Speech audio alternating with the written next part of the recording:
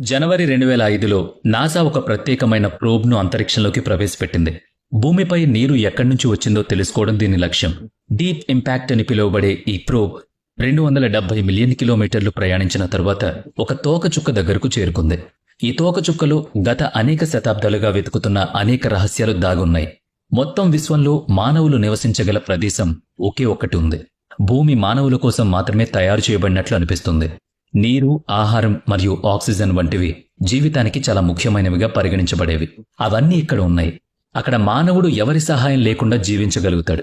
కానీ 5 బిలియన్ సంవత్సరాల క్రితం భూమి ఉనికిలో లేదు. నేడు భూమి మరియు మన సౌర వ్యవస్థ ఉన్న ప్రదేశం మిల్కీవే గెలాక్సీ అంచు. మన గ్రహం లేనప్పుడు దాని స్థానంలో చాలా పెద్ద మేఘం ఉండేది. మట్టి మరియు వాయువులతో మాత్రమే నిండిన మేఘం అది. ఈ మేఘం ఒక గ్రహంగా మారిపోయింది. ఇప్పుడు మనం నివసిస్తుంది అదే గ్రహం.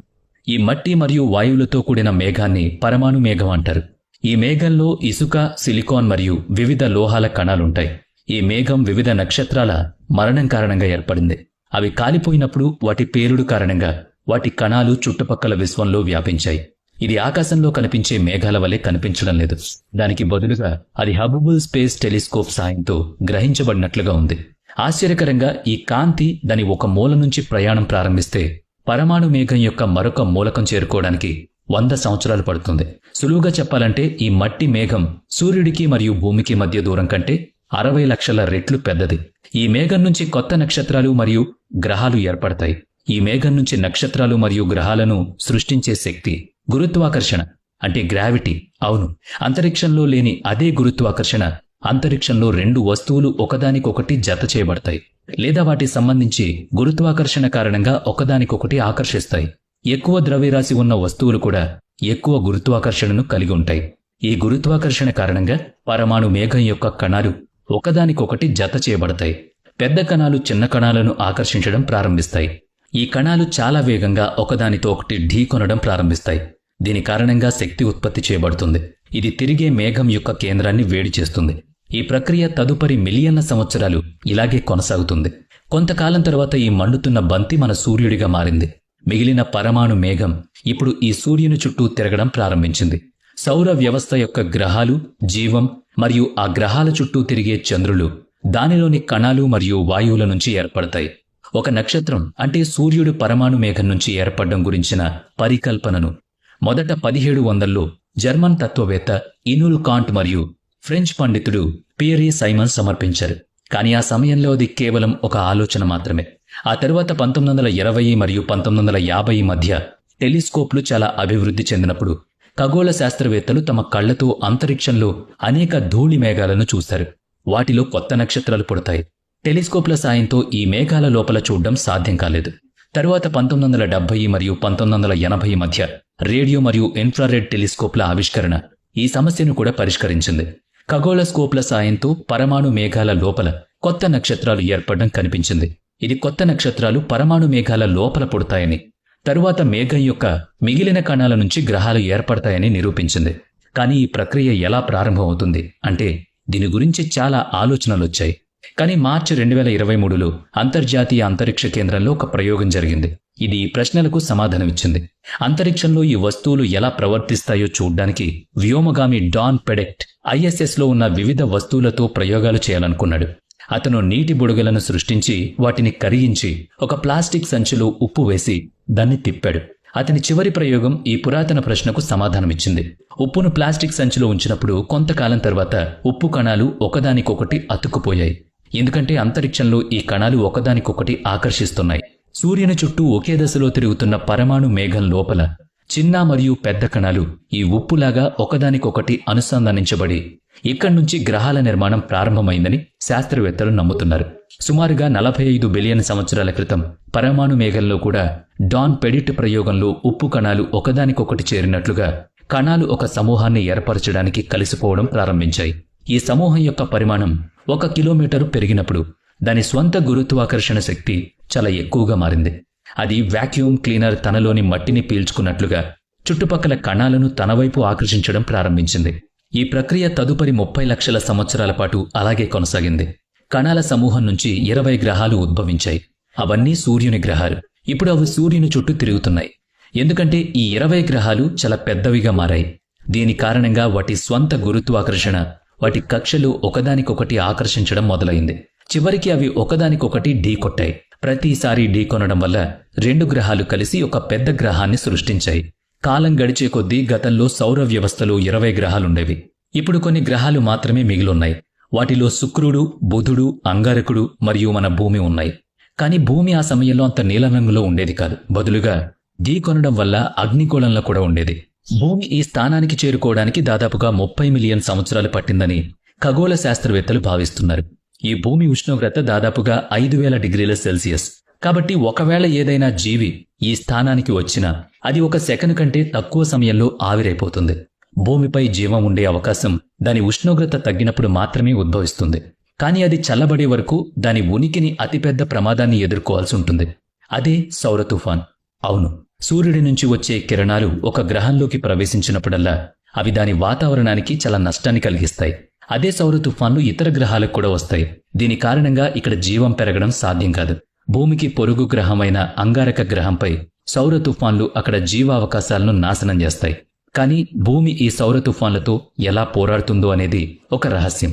అది కూడా భూమి యొక్క కేంద్రంలో దాగి ఉంది. భూమి పరమాణు మేఘంలో ఏర్పడడం ప్రారంభించినప్పుడు దాని ఉష్ణోగ్రత చాలా పెరిగింది. ఈ ఉష్ణోగ్రత భూమిని అగ్నిగోళంగా మార్చింది. భూభౌతిక శాస్త్రవేత్త కరిగిన ఇనుమును వృత్తాకార పద్ధతిలో తిప్పినప్పుడల్లా అది తన చుట్టూ ఒక అయస్కాంత క్షేత్రాన్ని సృష్టించుకుందని నమ్ముతారు. ఇప్పుడు కరిగిన ఇనుము పరిమాణం భూమి యొక్క కేంద్రంలో ఎక్కువగా ఉన్నందున అది ఒక అయస్కాంత క్షేత్రాన్ని ఉత్పత్తి చేస్తుంది. ఈ అయస్కాంత క్షేత్రం అంతరిక్షంలో దాని ప్రభావాన్ని చూపే ప్రాంతాన్ని మ్యాగ్నోటోస్పియర్ అంటారు. సాధారణంగా ఈ అయస్కాంత క్షేత్రం సూర్యునికి ఎదురుగా ఉన్న భూమి వైపు 3,70,000 కిలోమీటర్ల వరకు విస్తరించి ఉంటుంది.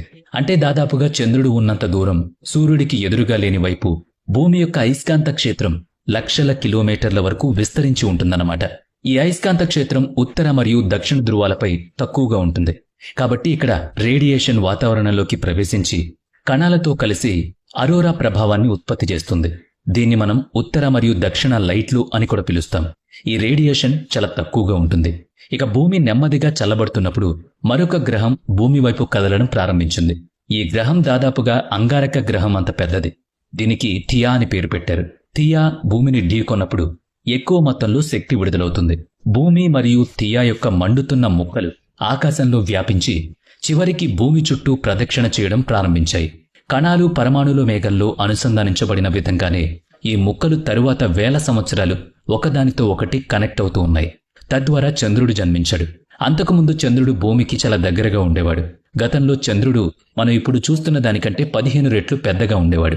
కానీ నెమ్మదిగా అది సంవత్సరానికి 1.5 అంగుళాల చొప్పున భూమి నుంచి దూరంగా వెళుతోందని నిపుణులు అంటున్నారు.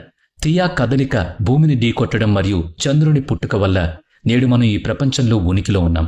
ఈ 2 సంఘటనలు జరగకపోయుంటే బహుశా జీవనం అనేది భూమిపై ఉండకపోయుండొచ్చని శాస్త్రవేత్తలు నమ్ముతున్నారు. ఇక జనవరి 2005లో నాసా డీప్ ఇంపాక్ట్ అనే ప్రోబ్ను అంతరిక్షంలోకి ప్రయోగించింది. దీన్ని 270 మిలియన్ కిలోమీటర్ల దూరంలో ఉన్న టెంపుల్ 1 అనే తోకచుక్కకు పంపించారు. టెంపుల్ 1ను ఢీకొట్టాల్సిన ఈ ప్రోబ్కు 350 కిలోల రాగి ఇంపాక్టర్ను జత చేశారు. జూలై 4, 2005న ఈ ఇంపాక్టర్ టెంపుల్ 1 తోకచుక్కను గంటకు 3,81,000 కిలోమీటర్ల వేగంతో ఢీకొట్టి చాలా పెద్ద బిలం సృష్టించింది. డీప్ ఇంపాక్ట్ ప్రోబ్లో ఏర్పాటు చేసిన రేడియో టెలిస్కోప్ల సాయంతో ఈ తాకిడిని గ్రహించారు. ఈ టెలిస్కోప్ సూచించింది నిజంగా చాలా ఆశ్చర్యకరమైంది. స్పెక్ట్రోస్కోప్ సాయంతో విశ్లేషించడం ద్వారా ఢీకొన్న కారణంగా వచ్చిన కాంతిని కనుగొన్నారు. ఆ టెంపుల్ 1 మంచు రూపంలో నీటితో నిండి ఉంది. సూర్యుడికి దూరంగా ఉన్న ఆస్ట్రాయిడ్ బెల్ట్లో ఉన్న తోకచుక్కల లోపల నీరు ఉందని నిరూపించబడింది. కానీ ఈ తోకచుక్కలు వాటి కక్షను వదిలి భూమిని ఎలా చేరుకున్నాయి? అది కూడా కోట్ల సంఖ్యలో. ఈ పని మన సౌర వ్యవస్థలో అతిపెద్ద గ్రహం జూపిటర్ మాత్రమే చేయగలదని నిపుణులు నమ్ముతారు. అవును, జూపిటర్ మన సౌర వ్యవస్థలో అతిపెద్ద గ్రహం. స్పష్టంగా దాని గురుత్వాకర్షణ శక్తి భూమి కంటే చాలా రెట్లు ఎక్కువ. దాని ప్రత్యేకత ఏంటంటే ఇది ఆస్ట్రాయిడ్ బెల్ట్కు చాలా దగ్గరగా కక్షలో ఉంటుంది. ఖగోళ శాస్త్రం ప్రకారం జూపిటర్ గురుత్వాకర్షణ శక్తి కక్షను దీర్ఘవృత్తాకార కక్షగా మార్చింది. గ్రహ శకలాలు సూర్యుని చుట్టూ పరిపూర్ణ వృత్తంలో తిరుగుతున్నప్పుడు అది సాధారణ వృత్తాకార కక్ష. కానీ జూపిటర్ గురుత్వాకర్షణ శక్తి వాటిని తన వైపు ఆకర్షిస్తున్నప్పుడు అవి తమ వృత్తాకార కక్షను వదిలి ఓవల్ ఆకారపు కక్షలోకి వెళ్లిపోతాయి. దీన్ని దీర్ఘవృత్తాకార కక్ష అని పిలుస్తారు. ఈ సమయంలో అవి భూమి యొక్క మార్గంలోకి వచ్చినప్పుడు గురుత్వాకర్షణ వాటికి దీర్ఘవృత్తాకార కక్షగా మారుస్తుంది. భూమిపై ప్రారంభంలో నీరు లేదని, అది ఏర్పడిన 500 మిలియన్ సంవత్సరాల తర్వాత నీరు అక్కడికి వచ్చిందని భూగర్భ శాస్త్రవేత్తలు నమ్ముతారు. కానీ దీని గురించి మనకు ఎలా తెలుసు అంటే, జిర్కాన్ అనే రాళ్లలో కనిపించే ఖనిజం, దాని ఏర్పాటుకు నీరు చాలా అవసరం. దానిలో యురేనియం కణాలు కూడా ఉన్నందున రేడియో ధార్మిక క్షయం సహాయంతో దాని వయస్సును గుర్తించొచ్చు. భూమిపై ఉన్న అన్ని జిర్కాన్ నమూనాల వయస్సు నుంచి ఇప్పటి వరకు అవి 4 బిలియన్ సంవత్సరాల క్రితం, అంటే భూమి ఏర్పడిన 500 మిలియన్ సంవత్సరాల తర్వాత ఏర్పడ్డాయని తెలుస్తోంది. భూమి ఒక పరమాణు మేఘం నుంచి సృష్టించబడింది. అంగారక గ్రహం అంత పెద్దదైన థియా ఢీకొన్నప్పుడు భూమి వంగి చంద్రుని జననం జరిగింది. దీని కారణంగా సముద్రంలో తరంగాలు ఏర్పడ్డాయి. లక్షలాది కిలోమీటర్ల దూరంలో ఉన్న బృహస్పతి కారణంగా భూమికి నీరు అందుతోంది. జీవం ఉండే అవకాశాలు మెరుగుపడుతున్నట్లు కూడా కనిపిస్తున్నాయి. ఇప్పటి వరకు భూమి ఉష్ణోగ్రత చాలా వరకు, అంటే దాదాపుగా 100 డిగ్రీల సెల్సియస్కు పడిపోయింది. కానీ జీవనానికి అతి ముఖ్యమైన విషయం ఆక్సిజన్. అది ఇప్పటికీ భూమిపై